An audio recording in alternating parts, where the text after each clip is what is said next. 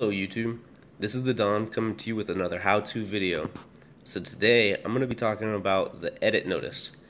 So the edit notice I've seen in many other updates and stuff like that you get this little icon up in the top right corner that says edit notice, which is an awesome thing because then you can actually read and see what the updates are going to be coming out with and what's going on with them.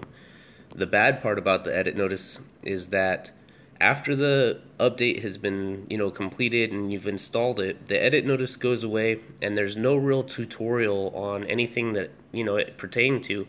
You kind of just have to click through everything and find out how to do everything on your own, which kind of makes it hard to remember everything that is on the edit notice and to validate whether everything works and or just so that you can have a quick reference in order to say, oh yeah, I know how to do this now.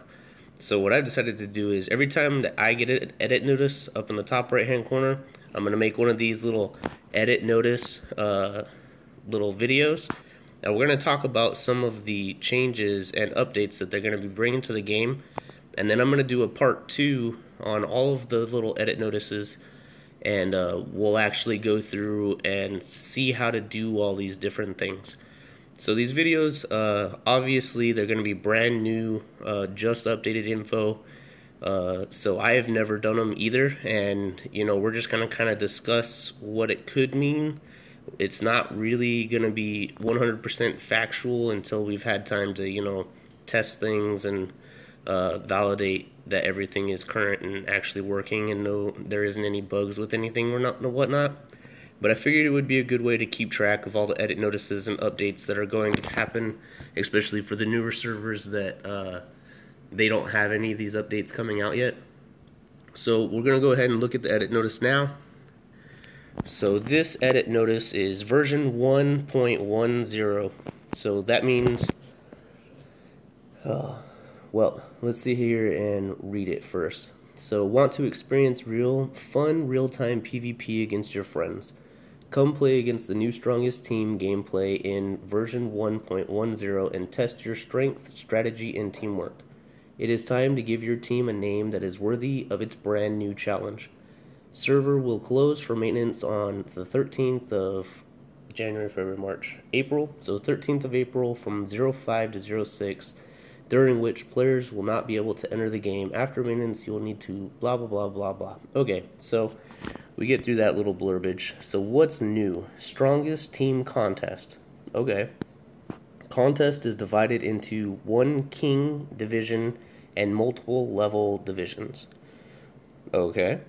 Contest consists of registering, preliminaries, and promotion battles. Okay. Registering. Create a team of players from your server to take part. The team will be decided according to the member of the team with the highest level. Team does not affect other team-up gameplays. Okay. Preliminaries. 5 team members will fight, or 5 team members each fight 1v1 battles to earn points. The team with the most points will advance. Promotion battles. Each promotion is divided into 3 rounds of 1v1, 3v3, and 5v5, with the winner being the best of the 3. Each team player can only take part in 2 battles. Contest winners will receive exclusive fashion titles and more. Alright, so that's the first part of the update. So, from what I've read, alright, so team contest, so there's going to be that new 5v5 that's coming out. From what I can see, you have to register a team. Once you've registered a team, you'll have a preliminaries fight, which each team member will fight in 1v1 battles, and then whoever has the most wins in that battle, or the most points. So whoever has the most points out of all those battles will advance to the promotions battles, and then those promotion battles will be divided into 3 rounds of 1v1, 3v3, and 5v5, and the winner being the best of the 3. So, I'm going to guess there's probably going to be 1 round of each player doing a 1v1, then probably, I don't see how a 3v3 in a 5 team is going to work out. Maybe they're going to do two sets, or yeah, two sets of 3v3, so that way each member can at least get in once, and then one team member will get in twice. And then obviously the 5v5, or actually maybe the 3v3 will just be the top three power. That could be a thing too. And then the 5v5, which of course everybody will take part in. And then once each team member can only take part in 2 battles. Okay, so that makes more sense. Alright, so whoever participates in the 1v1 will not be able to participate in either the 3v3. Yeah, basically that's it. So if you participate in the 1v1, you won't participate in the 3v3, so that way you can participate in the 5v5. So you'll still get left out of, at least one person will be left out an extra battle. So everybody will have to do the 5v5, obviously. So that's one for every person. Then only 3 people can do the 3v3, so that's that's a second for 3, and then one person can do the 1v1, so that'll be one extra. So only 4 out of the 5 people will fight in all 3 rounds. Alrighty, so now that that's taken care of, now the contest winners will receive exclusive fashion titles and more. I haven't really seen anything pop up. We'll check the titles real quick just to see what pops. I also forgot to do Apex War this last time, so all my titles kind of disappeared, which kind of sucks, but it is what it is. Partner tiles, event name, Armageddon.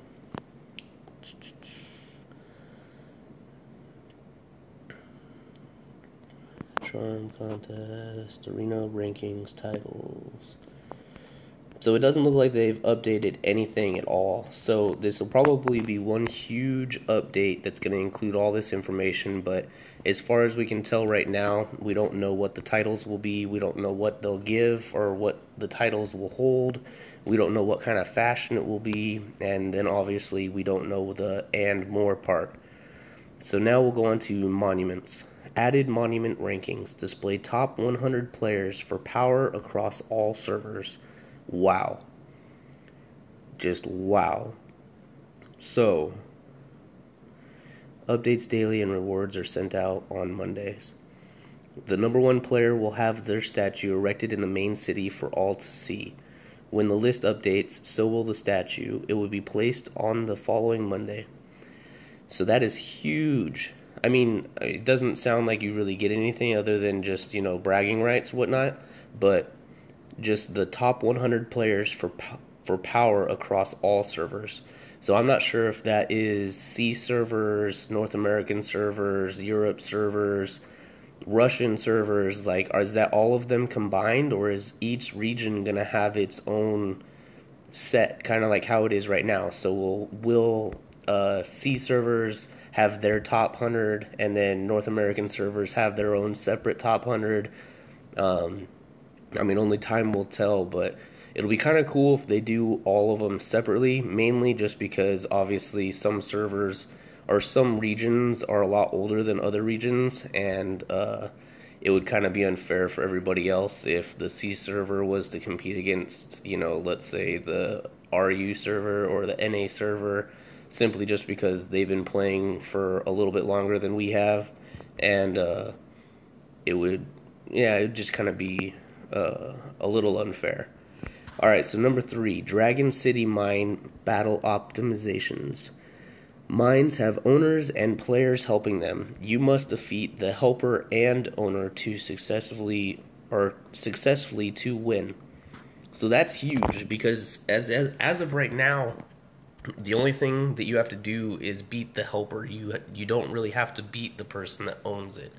So it's going to be kind of interesting to see if you actually have to fight the helper and then you get respawned and you get to fight the owner of it, or if you'll have to just use your 1 life to kill both of those people, because that's going to be hard.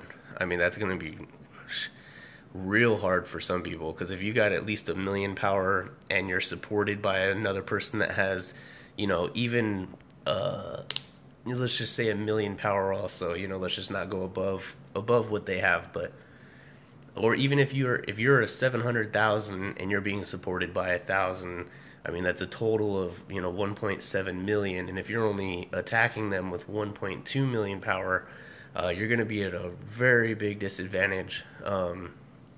Clearly, you're gonna. I mean, for bloodlines, I'm just speaking for them because I'm a bloodline and whatnot, but you'll definitely want to put on your leech just so you could smash one of them, heal yourself a little bit, and then hopefully have enough HP to avoid their attacks and run around until you can hit them with another leech attack from your ult. Obviously, we're gonna have to wait and see what it happens, but Dragon Mines might just be a little bit harder to do now with a little help. Alright, so the Bravo, or B. You can also cancel help when invited to assist in battle. You can also cancel help when invited to assist in battle. So you're already able to do that. You could go into your little mine and hit cancel battle assist. So I'm not sure exactly what the update is about that. C. After occupying a mine, you have the choice to abandon. If you want to go to sleep but the mine has not expired, you can first abandon and then reoccupy. So that'll be kind of interesting to see if it will cost you movement points in order to do that. But if it doesn't, it would be kind of nice just so that way right before you go to sleep you can abandon it, take it back, and then you'll be able to sleep at least 12 hours before you'll have to wake up and get back on it. Now for your typical 9 to 5ers that have to wake up every morning to go to work and whatnot, but that's not really an issue for us. But for those that might be a little younger in high school or something like that and you're on spring break, you might actually be able to sleep in a couple of those days. Alright, Delta, or D. After expelling a player, their and RSQUO semicolon LL. I don't know what that's supposed to be. There maybe will be a limit to how many more times you can expel that day. That sounds about right. So after expelling a player, there will be a limit to how many more times you can expel that day. For the VIP members, you kind of hit a limit once you've bought so many expels or so many moves. So it'll be kind of interesting to see what that limit is going to be. Because as long as you can buy moves at this point, you're able to expel somebody off of your mine. So there's really no big, huge strategy behind expelling people, because you're able to just expel as many times as you want until you run out of moves. I wonder what their actual limit will be, since it doesn't exactly spell it out right here, because they're not very transparent. But we'll find out. So E, added nighttime protection. Mine owners cannot be expelled or attacked between 2300 and 0900 the next day. So that kind of sucks.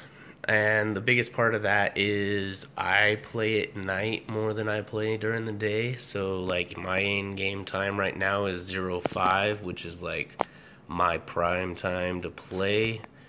And this is saying that I won't be able to attack people between 2300 and 0900 the next day.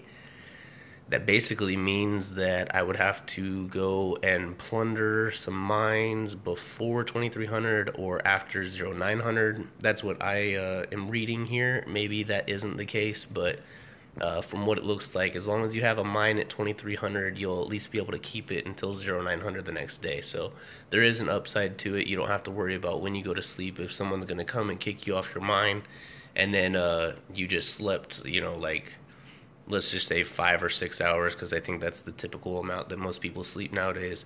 But you won't be kicked off for 5 or 6 hours and then lose out on that amount of time on the mine. Other improvements. Chance of getting dragon passes from level 95 and above dungeons to directly complete dungeons. Rewards are the same as when completing a dungeon normally. Okay, that's cool. So basically, you get same thing as like the 2v2. You kind of get passes as rewards for doing dailies and whatnot, but you'll get a pass in order to complete dungeons without actually running the dungeon. So it basically just, speeds up the amount of time that you're doing PvE and or EVP, depending on what it's environment versus player or player versus environment. Either way you look at it, it's still you versus the game and not you versus another player. So PvP and PvE, two different things. One's fighting other players, one's fighting the environment. And then you also, in this game particularly, you have PvP bot or PvPB, and that is you're fighting other people's characters, but it's actually controlled by the game. So that's kind of interesting that you can actually run through and just do your dungeons from these little dungeon passes. That'll be pretty interesting, especially for like alternate accounts. Like, as far as my alternate accounts are concerned, at this moment in time, I basically go through and just collect on the dungeons because my guy's power is so low that there's no way I would be able to complete those things without spending a bunch of gems on refreshes and respawns and everything like that. So I basically just wait till the end of the day and spend 20 gems to collect on it. So it'll be kind of interesting to see if see how that works. Sorry, excuse me. So let's see what else we got here. Bravo can select other double star gear when changing hero double star gear. I don't have double star gear yet because I'm not, like level 170. So I'm not exactly sure what that's all about. But I'll have to ask some people in my alliance. I think there's only like a couple of people on the server that's actually around that level that they're actually able to use double star and whatnot. Yeah, there's only a few of them, so I'll have to ask around and see what they say about that part of the update and see if it's any good or whatnot. Next one, new Temple of Love section for retrieving rewards. It sounds like they just added another menu or another tab somewhere, and then that's where you'll retrieve your rewards instead of oh wait, maybe they're talking about a new map. I think that would make more sense. So new Temple of Love section for retrieving rewards. So basically when you're doing the Temple of Love, you're running around completing these little missions in order to get love stones and some other rewards in order to upgrade your character. Actually, the next video I'll actually do one for Temple of Love so you guys can see what I'm talking about.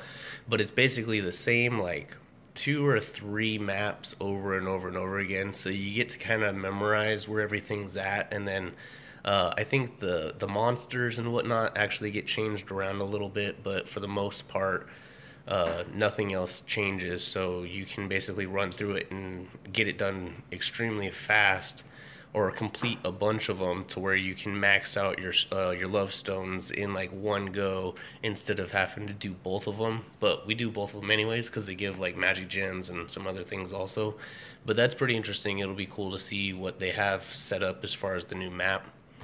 And then D, added level and star level bonuses to dragons. Get PvP power bonuses when dragons what? It doesn't explain. Awesome.